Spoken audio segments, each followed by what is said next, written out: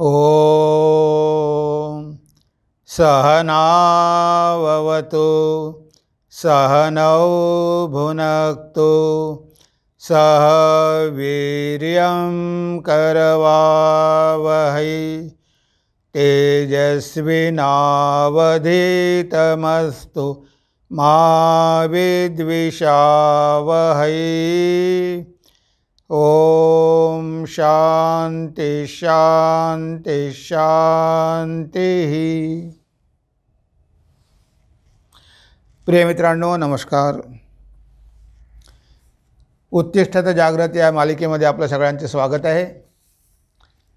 आज आपली कविता आहे निराशा कशी येणार. निराशा कशी येणार. देवाच्या इच्छेने चालते सृष्टीचे सर्व व्यवहार, स्वतःच्या इच्छेला येथे स्थान कसे उरणार. स्थान कसे उरणार. बघा किती महत्त्वाचं आहे. तर या जगामध्ये जवळजवळ 700 कोटी लोक राहतात आणि प्रत्येकाच्या मनामध्ये काही ना काही इच्छा असतात. प्रत्येकाच्या इच्छा पूर्ण झाल्या पाहिजे. आता इच्छा जर पूर्ण झाल्या नाही तर मग जीवनामध्ये निराशा येते. आता बघा, जर भगवंताने या 700 लोकांच्या इच्छा पूर्ण करायचं ठरवलं तर हा संसार चालेल का? व्यवस्थित चालेल का? सुरळीत चालेल का? कधीही शक्य नाही. हे जग भगवंताच्या इच्छेनं चालते. आता प्रत्येकाला वाटते की माझ्या इच्छेनं हे जग चाललं पाहिजे, पण तसं होणं कधीही शक्य नाही. प्रत्येकाच्या मनामध्ये काही ना काही आशा असते आणि त्यांना वाटतं की भगवंताने असं जग निर्माणच कशाला केलं. ह्या जगामध्ये एवढ्या समस्या आहे, एवढे वाईट लोक आहे, हे असं जग भगवंताने कशाला निर्माण केलं. मी असतो तर याच्यापेक्षा चांगलं जग निर्माण केलं असतं. बघा, हा आपला अहंकार असतो. आपल्याला असं वाटतं. आता प्रत्येक व्यक्तीच्या मनात भरपूर इच्छा असतात आणि सगळ्याच्या सगळ्या इच्छा पूर्ण होऊ शकत नाही. आपण इच्छा करू शकतो. इच्छा करायला काही आपल्याला कोणी थांबवू शकत नाही. पण शेवटी आपल्याला जे मिळतं ते आपण इच्छा करतो त्याप्रमाणे मिळत नाही. ते भगवंताच्या इच्छेनंच मिळतं. म्हणून इथे आपण जर म्हटलं की माझ्या इच्छेनं सगळं झालं पाहिजे, माझ्या सगळ्या इच्छा पूर्ण झाल्या पाहिजे, ही जर आपण आशा बाळगून बसलो तर आपल्याला जीवनामध्ये निराशा पत्करावीच लागेल. आता निराशा येण्याचं कारण काय? निराशामुळे नाहीच. एकदा की आपण आशा सोडली तर निराशा मग जीवनामध्ये येणारच कशी? आपल्या आशा पूर्ण झाल्या नाही म्हणून निराशा येते. पण ज्या व्यक्तीच्या मनामध्ये काही आशाच नाही, ज्या व्यक्तीला वाटलं की भगवंताची इच्छा माझी इच्छा नाही, त्यानं सगळं भगवंतावर सोपवून दिलं, त्याच्या जीवनामध्ये निराशा येण्याचा प्रश्नच नाही. म्हणजे बघा, निराशेला कारणीभूत कोण आहे? आपल्या जीवनामध्ये निराशा येते, लोक डिप्रेशनमध्ये जातात. आता याला कारणीभूत आहे कोण? आपणच कारणीभूत आहोत. आपली एक इच्छा पूर्ण झाली नाही, आपल्याला वाटतं की ही इच्छा पूर्ण झाली नाही, अजून पुन्हा प्रयत्न करू. एकदा एखाद्या मनुष्याने लग्न केलं असेल आणि त्या लग्नामध्ये डायव्हर्स झाला तरी त्याला आशा असते की दुसऱ्यांदा लग्न केलं तर कदाचित सक्सेसफुल होईल. म्हणजे मनुष्य आशेवरच जगत असतो. आता तुम्ही कितीहीदा जरी लग्न केले तरी जर तुमच्यामध्ये ॲडजस्ट करण्याची कॅपॅसिटी नसेल तर तुम्हाला नेहमी निराशेचाच सामना करावा लागेल. कारण तुमच्यामध्येच काहीतरी खोट आहे. तुमच्यामधली खोट तुम्ही दुरुस्त केल्याशिवाय तुम्ही कसे जीवनामध्ये यशस्वी होणार? बघा, एक कावळा होता आणि तो कावळा नेहमी आपल्याला माहिती आहे काव काव काव काव काव काव करतो. आता तो काव काव करतो आणि त्याला वाटते की लोकांनी माझी स्तुती केली पाहिजे. बघा, असंच असते कोणत्याही क्षेत्रामध्ये. आता एखाद्या संगीताच्या क्षेत्रामध्ये एखाद्या व्यक्तीला वाटते की मी खूप प्रसिद्ध झालो पाहिजे, मी भीमसेन जोशी झालो पाहिजे किंवा मी लता मंगेशकर झाली पाहिजे.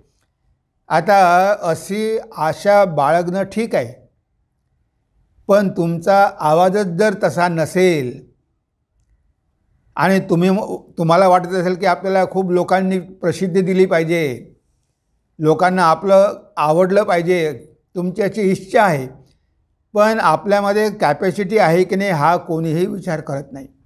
आता हा कावळा काव काव करतो आणि कोणीच ऐकत नाही, कोणी लक्षही देत नाही. तेव्हा एकदा तो कोकिळाला म्हणतो की ताई, मी हा देश सोडून जायचं ठरवलेलं आहे, मी पाश्चात्य देशामध्ये जाईल आणि पाश्चात्य देशामध्ये जाऊन मी लोकांना आकर्षित करेल. म्हणजे काय झालं, इथे माझ्या आवाजाची कोणीच प्रशंसा करत नाही, कोणीच माझं अभिनंदन करत नाही, कोणालाच माझा आवाज आवडत नाही. तेव्हा ते कोकिळ म्हणते की दादा, तू जरी अमेरिकेत गेला, युरोपमध्ये गेला, कुठेही गेला तरीही तुझी हीच गती होणार आहे. तुझा आवाजच तसा कावकाव आहे. आता तू कावकाव आवाज कुठे गेला तरी तोच राहणार आहे. मग लोक तुझी स्तुती कशी करेल? याला वाटतं की कोकिळेची एवढी स्तुती करतात, कोकिळाचा आवाज एवढ्या लोकांना आवडतात आणि माझाच का आवडत नाही. आता याला हेच माहिती नाही की आपल्यामध्ये आणि कोकिळेमध्ये फरक आहे. आपण कोकिळेसारखं होऊ शकत नाही. कुठेही गेलो तरी आपला आवाज असाच राहणार आहे. तेव्हा कोणतीही व्यक्ती स्वतःमध्ये बदल करण्याचा प्रयत्न करत नाही, पण त्याच्या आशा खूप असतात की मला हे मिळालं पाहिजे, ते मिळालं पाहिजे. आता या कावळ्याला वाटते की याचा आवाज कावकावच करतो सगळीकडे, म्हणून त्याचं नावच कावळा पडलं आहे. कावकावरूनच कावळा पडलेला आहे. आता हा कावकाव जर करत असेल तर कुठे कुणाला आवडेल याचा आवाज? प्रत्येकाला असंच वाटतं की मी खूप मोठा कलाकार आहे आणि मी जगप्रसिद्ध झालो पाहिजे, मला लोकांनी डोक्यावर घेतलं पाहिजे. आता ही अपेक्षा आहे, ही आशा बाळगून बसलेला आहे आणि जर ती आशा पूर्ण झाली नाही तर जीवनामध्ये निराशा येणार. मग उपयोग काय? तर एकदा बघा, भीम गाणं म्हणायचा. आता भीम गाणं म्हणायचा, इतकं जोरात म्हणायचा की आजूबाजूच्या लोकांना त्रास व्हायचा. त्याला वाटायचं की मी एवढं चांगलं गाणं म्हणतो आणि हे आजूबाजूचे लोक म्हणतात की अरे हे सगळं बंद कर, आम्हाला कशाला डिस्टर्ब करतो. कोणीच ॲप्रिशिएट करत नव्हतं. मग या भीमाने ठरवलं की आता आपण जंगलात जाऊन बसू आणि तिथे गाऊ. हा गेला जंगलात जाऊन बसला आणि जोरजोरानं गाऊ लागला. तिथे कोणीच नाही. आता त्याच्या इच्छेप्रमाणे तो जोरजोरात गाऊ लागला. एक दिवस एक व्यक्ती आली शेवटी आणि भीमाला खूप आनंद झाला. कमीत कमी एक व्यक्ती तरी आपला आवाज ऐकून आकर्षित झाली, आपलं गाणं ऐकायला आली आणि ती म्हणते या या या या या बसा, हे तुम्हाला गाण्याची खूप आवड दिसते म्हणते, हे तुम्ही इतक्या लांबवरून माझा आवाज ऐकून आला. तो माणूस म्हणतो अहो तसं नाही. मग कसं आहे? 4 दिवसापूर्वी माझा एक गधा हरवलेला आहे, मी त्या गध्याचा शोध घेत आहे. इथे तुमचा आवाज ऐकून मला वाटलं की माझा गधाच आहे, त्या गधाच्या शोधामध्ये मी आलेलो आहे, तुमचा आवाज काय, तुमचं गाणं काय ऐकायला आलेलं नाही. तेव्हा भीमाला कळलं की आपण जंगलात जरी गेलो आणि कुठेही गेलो तरी आपला आवाज जर असा असेल तर कोणीच आपली स्तुती करणार नाही. म्हणजे मनुष्य जेव्हा अपेक्षा करतो, जेव्हा आशा करतो, जेव्हा इच्छा बाळगतो आणि त्या इच्छा आशा अपेक्षा पूर्ण होत नाही, तेव्हा मग त्याला फ्रस्ट्रेशन येते, तेव्हा मग तो निराश होतो. म्हणून आशा करणंच आपण सोडून दिलं पाहिजे. मग निराशा जीवनामध्ये येणारच कशी? कर्मानुसार घडते सारे, त्यात बदल नाही होणार. आशा धरून जीवन जगणे निराशेलाच जन्म देणार, निराशेलाच जन्म देणार. आता बघा, आपल्या कर्मानुसारच सगळं घडत असते. आपण कोणावरही दोष टाकू नये, भगवंतालाही दोष देऊ नये. तो हे सगळं काही सृष्टीचं संचालन करतो आहे, त्यामध्ये त्याचा रोल काय आहे? तुमच्या कर्माची फळं तुम्हाला देणं, त्याचं एवढंच काम आहे. तो काही त्याच्याकडून तुम्हाला काही दुःख किंवा सुख देत नाही. तुमचे जसे कर्म असेल तसे फळ मात्र तो देणार, आणि त्यासाठी भगवंताची गरज आहे. आता जर भगवंत नसेल तर हा जीव काय करेल? आपल्या चांगल्या चांगल्या कर्मांची फळं तो घेईल, आणि त्याने जी पापकर्म केली, वाईट कर्म केली, त्याची फळं मात्र तो घेणार नाही. तो कशाला घेईल? कुणाला पाहिजे दुःख? पण भगवंत मात्र तसं करत नाही. तुम्हाला तुमच्या चांगल्या कर्माची फळं तर मी देणारच आहे, पण तुम्ही जे वाईट केलं आहे त्याची पण दुःख तुम्हाला मी देणार आहे. तुम्ही वाईट कर्मापासून मुक्त होऊ शकत नाही. नुसतं चांगल्या कर्माचं फळ घेणार आणि वाईट कर्माचं फळ मी घेणार नाही असं म्हटलं तर चालणार नाही. भगवंत तुम्हाला तुमच्या दोन्ही कर्माचे फळ देतो. तो कर्मफलदाता आहे. तो काहीही स्वतःच्या बाजूने ॲड करत नाही. तेव्हा लक्षात ठेवलं पाहिजे की भगवंत दुःख देत नाही. आता आपल्या कर्मानुसार आपल्याला मिळत आहे, आणि जे आहे ते मिळणारच आहे. ते भगवंतही थांबवू शकत नाही. मग आपल्याला निराश होण्याची गरजच काय आहे? जे मिळेल त्यामध्ये समाधान मानायला पाहिजे. सगळं भगवंताच्या इच्छेवर सोडून द्यायला पाहिजे. कारण भगवंताची इच्छा असेल तर आपल्याला कर्म चांगले असेल, भगवंताची इच्छा असेल तर ते मिळणारच आहे. जे आपण काय करतो? आपली स्वतःची इच्छा पुढे ढकलतो. भगवंताच्या इच्छेवर आपण सोपवत नाही, आणि आपल्या कर्मावरही आपण सोपवत नाही. आपल्याला वाटते की हा माझ्यावर अन्याय होत आहे, माझ्या जीवनामध्ये दुःखच दुःख आहे, जीवनामध्ये माझ्या निराशाच निराशा आहे. पण ही निराशा आहे. तुम्हाला निराश होण्याची काहीच गरज नाही. ही निराशाही तुम्हीच निर्माण केलेली आहे. तुम्ही जर आशा सोडून दिली असती, तुम्ही जर सुखाची आशा सोडून दिली, तर मग दुःख तुम्हाला निराश करणार नाही. तुम्हाला वाटते की तुम्हाला नेहमी सुखच मिळालं पाहिजे, तुम्हाला नेहमी चांगलं आरोग्यच मिळालं पाहिजे, तुम्हाला सगळ्या चांगल्या गोष्टी मिळाल्या पाहिजे. ही आशा धरून तुम्ही बसलेले आहे, आणि त्या तुमच्या कर्मात नाही आहे. मग तुम्हाला निराशा येते. अरे काय माझ्या कर्मात का हेच आहे का? म्हणून इथे आपण हा विचार केला पाहिजे की कर्मानुसार घडते सारे, त्यात बदल नाही होणार. आशा धरून जीवन जगणे निराशेलाच जन्म देणार. जर आपण कोणतीही आशा धरून जीवन जगलो, आता एखादा पंडित असेल आणि त्याला आशा असेल की माझी सगळीकडे जीतच होणार आहे, मी सगळीकडे लोकांना हरवणार, मी जिंकणारच. आता ही जिंकण्याची आशा धरून जर हा कर्म करत असेल तर कधी याला हार पण पत्करावी लागेल. मग आता ती हार याला मान्य नसते.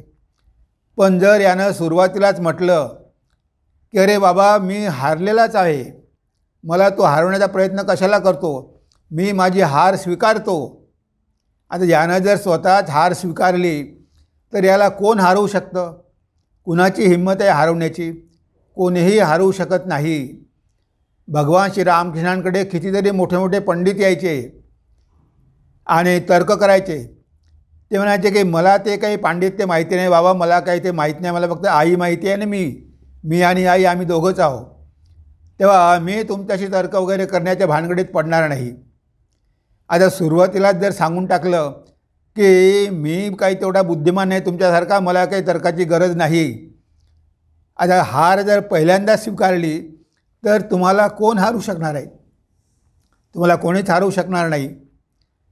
पण मनुष्य त्याला प्रत्येक वेळेस वाटते की माझी जीत होईल, माझा जय होईल, आणि जर त्याचा पराजय झाला, त्याला अपयश आलं, तर मग मात्र त्याला दुःख होतं. मग तो निराशेच्या खाईमध्ये जाऊन पडतो आणि जीवनाकडे बघण्याचा त्याचा दृष्टिकोन बदलून जातो. अरे हे जग असंच आहे, आणि मग स्वतः इतरांपासून वेगळं करण्याचा प्रयत्न करतो, लोकांमध्ये मिसळत नाही, डिप्रेशनमध्ये जातो, लोकांना टाळण्याचा प्रयत्न करतो. पण ह्या निराशेला कारण काय आहे? तुमची आशाच आहे. एकदा आशा सोडा, निराशा कधीही जीवनामध्ये येऊ शकत नाही. ही निराशा म्हणजे अशी काही वस्तू नाही आहे. ती जेव्हा आशा पूर्ण होत नाही तेव्हा निराशा येते. आणि ज्या मनुष्याच्या मनामध्ये कसलीच आशा नाही, त्याला निराश कोण करू शकेल? कोणी ते निराश करू शकतं का? मला काहीच नको आहे, मला जयही नको, मला पराजयही नको, मला श्रीमंती नको, मला गरिबी नको. जर सगळ्या इच्छा सोडून दिल्या तर ह्या मनुष्याला निराश करणार कोण? जे मिळालं त्यावर समाधान, हार झाली तरी समाधान, जीत झाली तरी समाधान. अशा प्रकारे जर आपलं जीवन असेल तर आपल्याला जीवनामध्ये कधीही निराश होण्याची गरज पडणार नाही. बरेचदा आपण निराश होतो कारण आपणच त्याला कारणीभूत असतो. जी गोष्ट शक्य नाही ती गोष्ट मला प्राप्त व्हावी अशी आपण इच्छा बाळगतो. आता बघा, आपण जन्माला आलोत आणि आता आपण तरुण झालो. आता जो मनुष्य इच्छा करत असेल की मी तरुणच राहिलो पाहिजे आणि तो तरुण राहण्याचा खूप प्रयत्न करतो, तरुण दिसण्याचा खूप प्रयत्न करतो, पांढऱ्या केसाला काळे करतो, प्लॅस्टिक सर्जरी करून घेतो, त्याला वाटतं की मी कायमचाच तरुण राहिलो पाहिजे. पण हे निसर्गाच्या नियमाच्या विरुद्ध आहे. ह्या जगामध्ये प्रत्येक गोष्ट बदलत आहे. आता तुम्हाला तारुण्य आलं, ते तारुण्य पण जाणार. तुम्ही कितीही लपवण्याचा प्रयत्न करा, पण एखाद्याला जर वाटत असेल की मी आयुष्यभर तरुणच राहिलो पाहिजे, तो जर म्हातारा झाला तर त्याला फार दुःख होतं. म्हातारपण आवडत नाही. हे कशाला म्हातारपण आलं?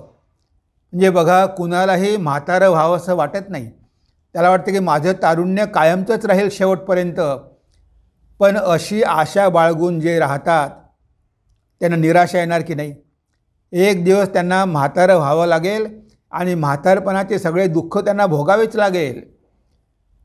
ऐकणं बंद होईल, डोळ्याने दिसणं बंद होईल. हे सगळे म्हातारपणाचे लक्षणं येणारच. तुम्ही कितीही झाकून ठेवण्याचा प्रयत्न करा पण त्याचा काहीही उपयोग नाही, कारण ती नैसर्गिक प्रक्रिया आहे. तरुण झाल्यानंतर, तारुण्य गेल्यानंतर म्हातारपण येणारच. आता म्हातारपण आल्यावर म्हातारपणाला धरून ठेवतात. आता मी असंच राहिलो पाहिजे. त्या जख्ख म्हातारा झाला 80 वर्षाचा, 90 वर्षाचा, पण मी जगलो पाहिजे, मी राहिलोच पाहिजे. आता हे शक्य आहे का? आता म्हातारपणानंतर मृत्यू येणार, येणार म्हणजे येणार, अटळ आहे. पण नाही, मला मरायचं नाही. अरे म्हातारा आहे, तू काही कामाचा राहिलेला नाही, तुला दिसत नाही, ऐकू येत नाही, आता जगतो कशाला? तरी पण या म्हातारपणाला पण सोडण्याची इच्छा नसते.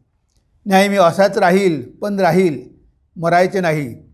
म्हणजे बघा, आपण कोणतीही गोष्ट धरून ठेवण्याचा प्रयत्न करतो आणि जेव्हा आपण ते धरून ठेवण्याचा प्रयत्न करतो तेव्हा ती वस्तू निघून जाते.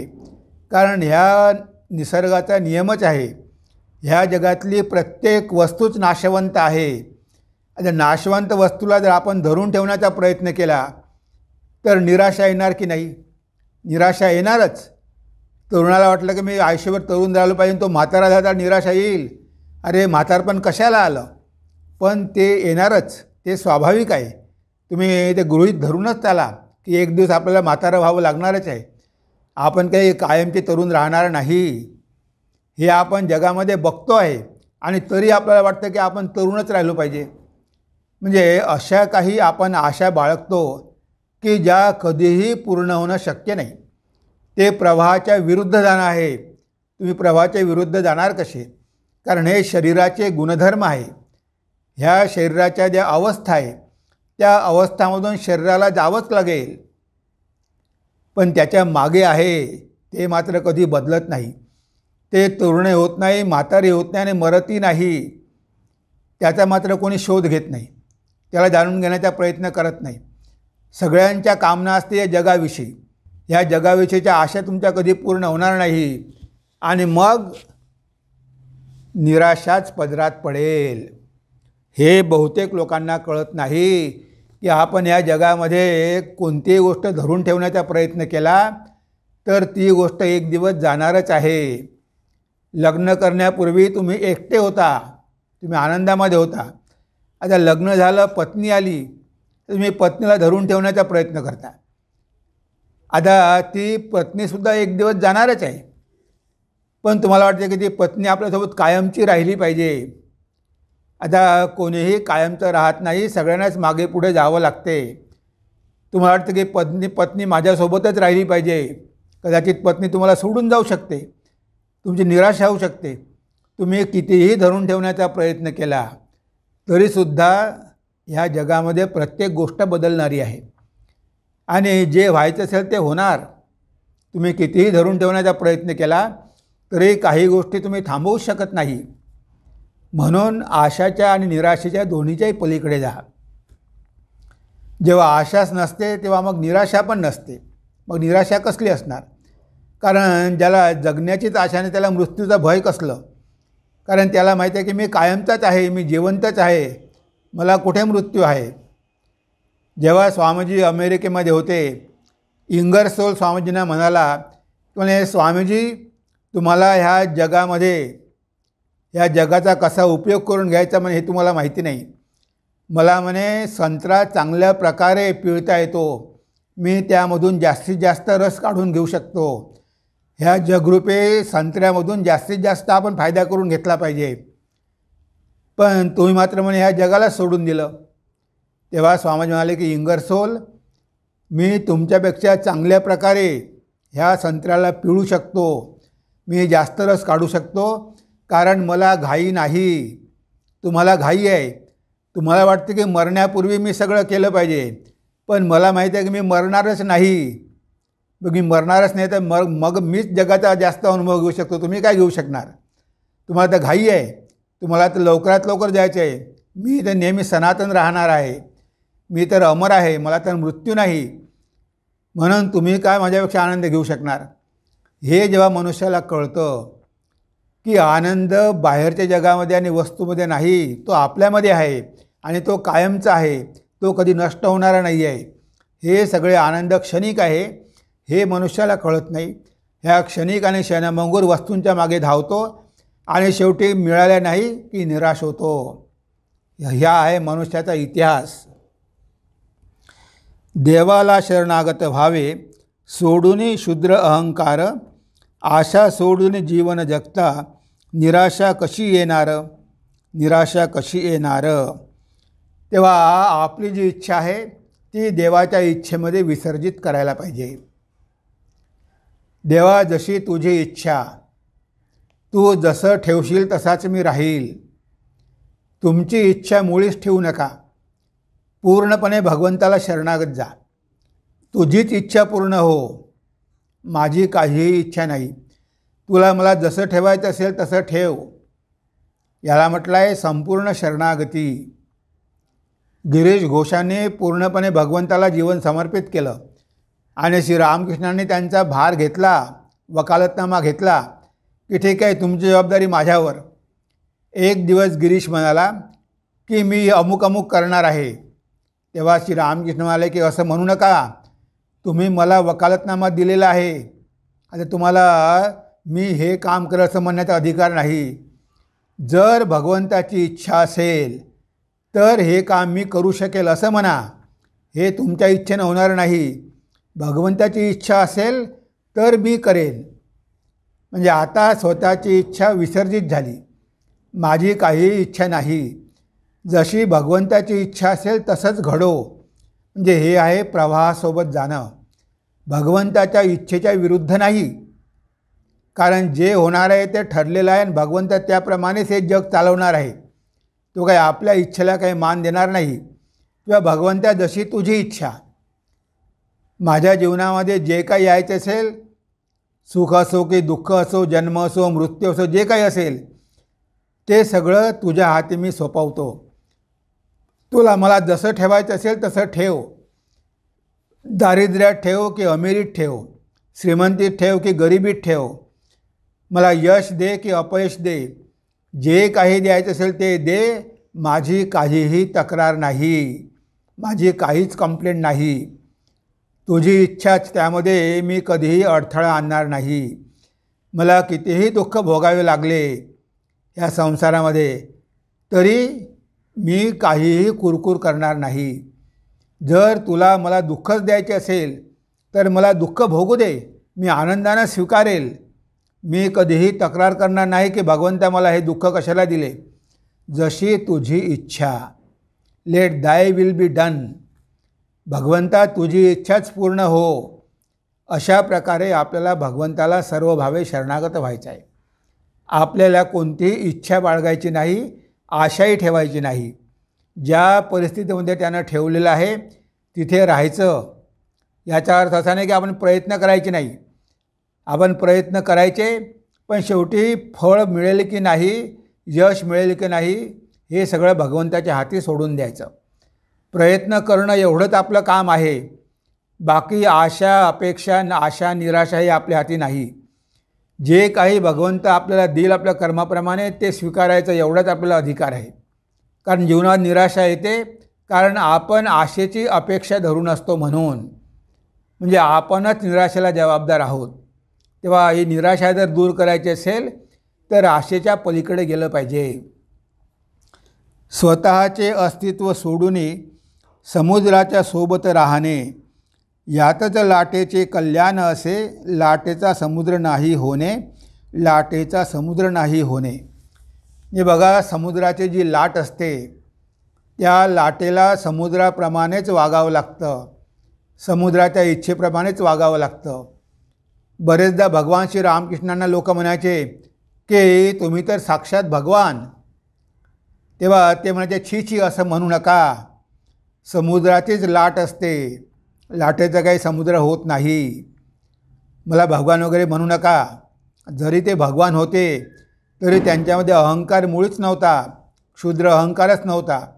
त्याने स्वतःचं अस्तित्व भगवंताच्या अस्तित्वामध्ये विलीन केलं होतं.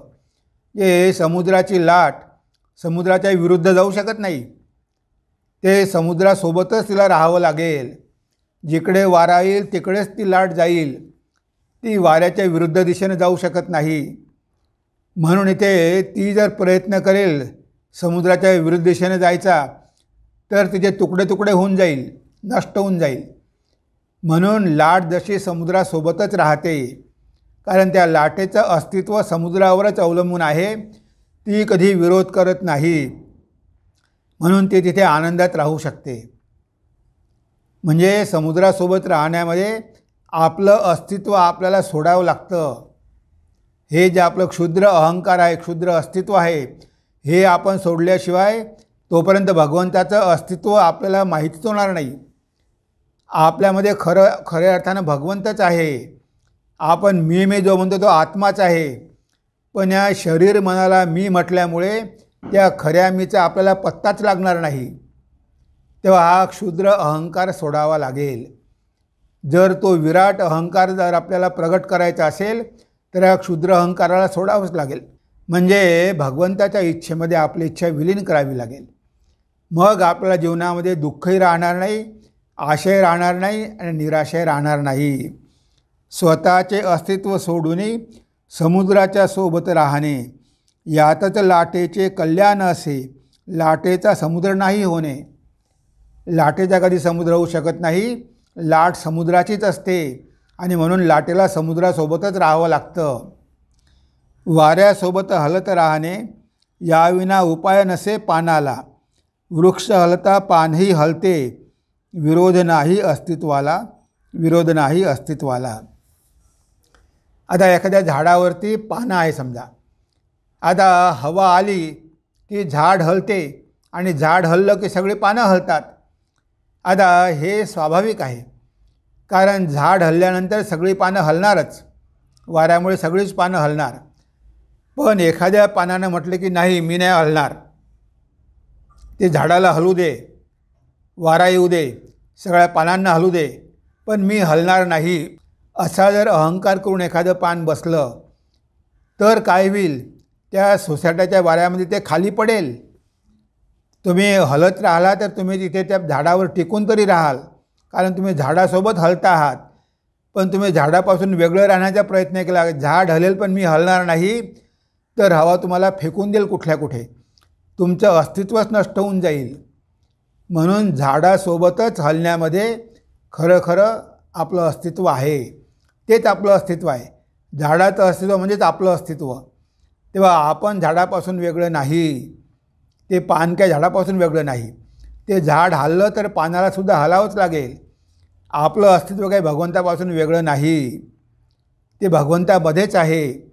हे जाणून भगवंताच्या इच्छेनुसार आपण वागायला पाहिजे.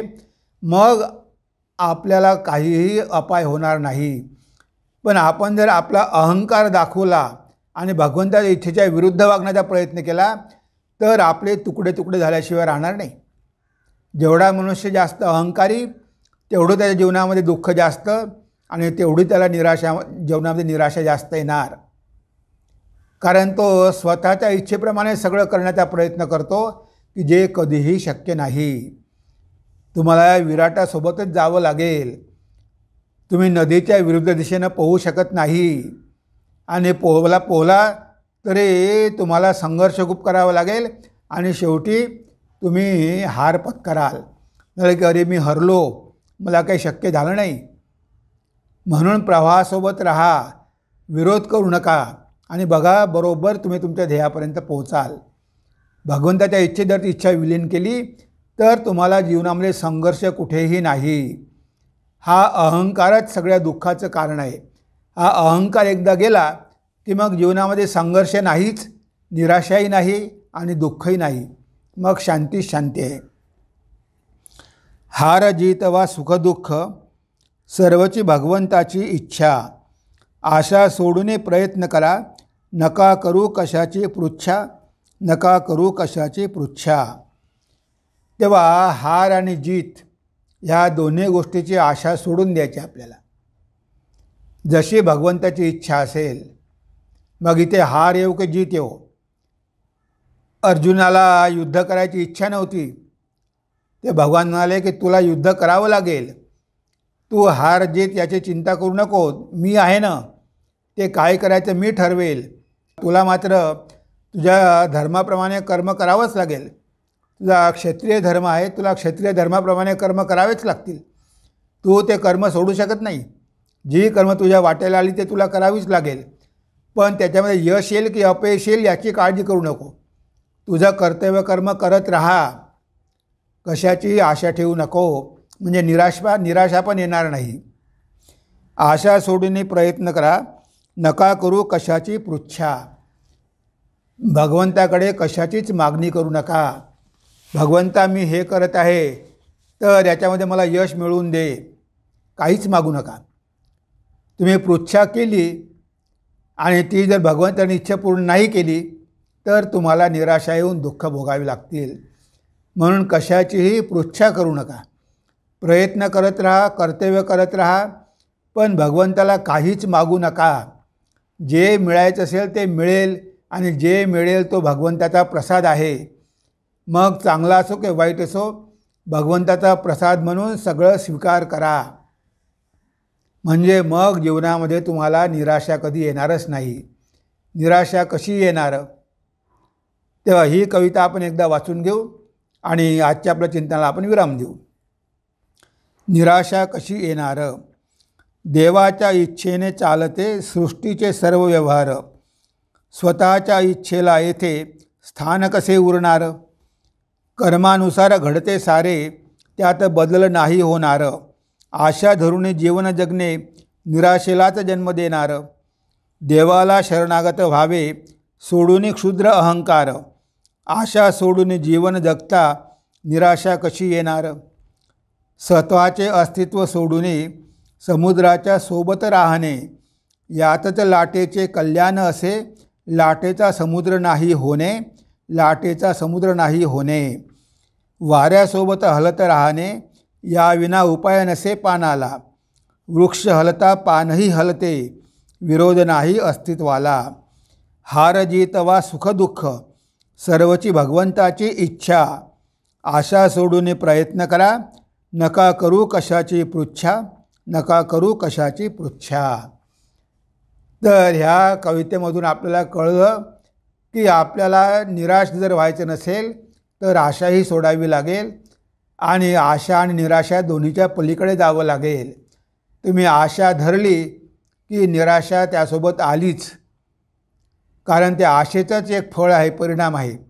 तेव्हा आशा असली की निराशा येणार म्हणून आपल्याला आशेच्या निराशेच्या दोन्हीच्याही पलीकडे जायचं आहे आणि जाणून घ्यायचं आहे की आपल्यामध्ये सगळं काही आहे, आपण परिपूर्ण आहोत, आपल्याला कशाचीही अपेक्षा करण्याची गरज नाही, सगळं काही आपलंच आहे हे आपल्याला जाणून घ्यायचं आहे.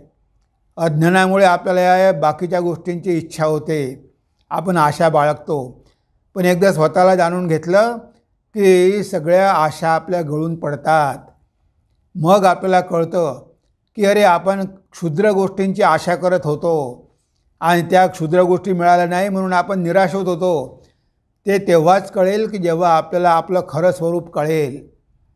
मग कशाचीही आशा राहणार नाही, कशाचीही मनामध्ये कामना राहणार नाही. सगळ्या कामना आपल्या निघून जातील, आपण पूर्णत्वाला प्राप्त होऊ. तर हाच अर्थ या कवितेचा आहे. आज आपण आपल्या चिंतनाला इथेच विराम देऊया. नमस्कार, धन्यवाद. ओम सर्वे भवन्तु सुखिनः, सर्वे सन्तु निरामया, सर्वे भद्राणि पश्यन्तु, मा कश्चित् दुःखभाग् भवेत्, मा कश्चित् दुःखभाग् भवेत्. ओम शांति शांति शांति. हरि ओम तत्सत्. श्रीरामकृष्णार्पणमस्तु.